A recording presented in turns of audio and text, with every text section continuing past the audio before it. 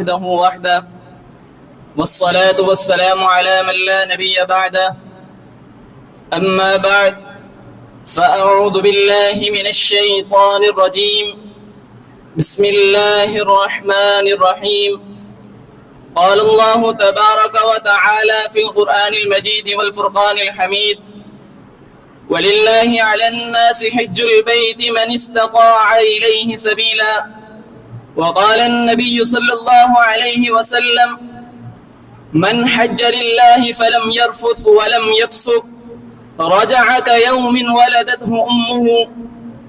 سامعین محترم، آج کا دور سوالات، اعتراضات اور شکوک کا دور ہے۔ جدید تعلیم، مغربی فکر اور مادہ پرستی نے انسان کو اس نہج پر لا کھڑا کیا ہے کہ وہ ہر چیز کو محض عقلی محدود اور دائری فائدے کے کسوٹی پر پرکھتا ہے۔ چنانچہ اسلام کی دو عظیم عبادات حج اور قربانی بھی ان اعتراضات سے محفوظ نہیں رہیں۔ آج ہم قرآن و حدیث کی روشنی میں ان اعتراضات کا جائزہ لینے کی کوشش کریں گے اور یہ سمجھنے کی کوشش کریں گے ان عبادات کی اصل حقیقت کیا ہے۔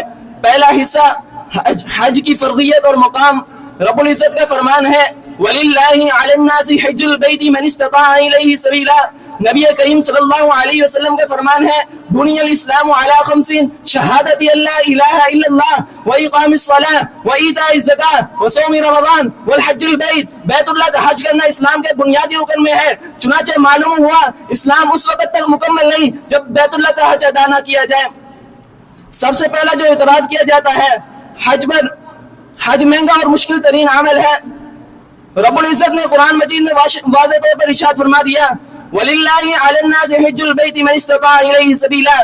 اللہ تعالیٰ نے صاحب استطاعت مسلمان پر حج کو فرض کیا ہے۔ جو استطاعت نہیں رکھتا اس پر حج فرض نہیں، وہ نہیں ادا کرے تو اس پر کوئی گناہ نہیں۔ رب العزت کا فرمان ہے يُرِيدُ اللَّهُ بِكُمُ الْيُسْرَ وَلَا يُرِيدُ بِكُمُ الْعُسْرَ۔ اللہ تعالیٰ تمہارے ساتھ آسانی کا ارادہ کرتا ہے نہ کہ تنگی کا ارادہ کرتا ہے۔ دوسرے مقام پر ارشاد فرمایا لا يكلف الله نفسا الا وسعها۔ اللہ تعالیٰ تمہارے اوپر تکلف نہیں کرتا بلکہ اس کی جان کے مطابق ڈالتا ہے اس کے اوپر بوجھ۔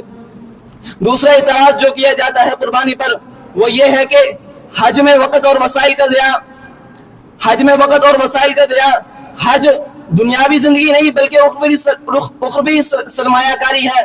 حج انسان کی پوری زندگی تبدیل کر دیتا ہے۔ نبی کریم علیہ السلام کا فرمان ہے من حج للہ فلم یرفث ولم یفسق رجع کیوم ولدته امہ۔ جس نے اللہ کے لیے حج کیا نہ اس نے کوئی فحش بات کی نہ اس نے نافرمانی کی، گویا کہ وہ اس طرح لوٹتا ہے کہ اس کی والدہ نے اسے حج ہی جرا ہو۔ کیا گناہوں کی معافی اور روحانی پکیزگی کا وقت ضیاع ہے؟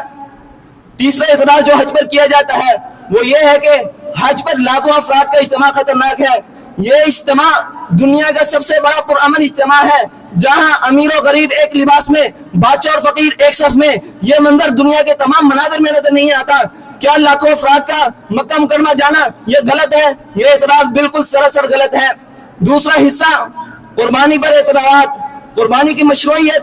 رب العزت نے قرآن مجید میں فرمایا فَصَلِّ لِرَبِّكَ وَانْحَرْ۔ دوسرے مقام پر ارشاد فرمایا لَن يَنَالَ اللَّهَ لُحُومُهَا وَلَا دِمَاؤُهَا وَلَكِنْ يَنَالُهُ التَّقْوَىٰ مِنكُمْ۔ قربانی پر جو اعتراضات کیے جاتے ہیں ان میں سے پہلا اعتراض قربان جانور کو ذبح کرنا ظلم ہے۔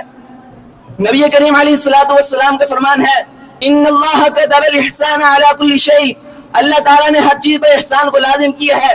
وَإِذَا ذَبَحْتُمْ فَأَحْسِنُوا الذَّبْحَ۔ جب تم ذبح کرو جانور کو تو اچھے طریقے کے ساتھ ذبح کرو۔ وَلْيُحِدَّ أَحَدُكُمْ شَفْرَتُهُ۔ تم میں سے ہر ایک کو چاہیے کہ وہ اپنی چھری کی دھار کو تیز کر لے۔ وَلْيُرِحْ ذَبِيحَتَهُ۔ اور اپنے جانور کو آرام پہنچائے۔ دوسرا اعتراض جو قربانی پر کیا جاتا ہے وہ یہ ہے کہ وسائل کا ضیاع۔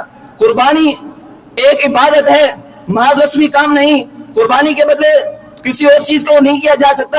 ایک عبادت کے بدلے دوسری عبادت نہیں کی جا سکتی۔ جیسے نماز کے بدلے صدقہ نہیں دیا جا سکتا، ویسے قربانی کے بدلے رقم دینا کافی نہیں۔ آخر میں بس یہی کہوں گا اللہ تعالیٰ سے دعا ہے کہ اللہ تعالیٰ ہمیں حج کی سعادت نصیب فرمائے اور قربانی کی اصل روح سمجھنے کی توفیق عطا فرمائے۔ اللہ تعالیٰ ہم سب کو کامل اطاعت کرنے والا بنا دے۔ آمین والصلاة والسلام علی رسول اللہ وما علینا الا البلاغ المبین۔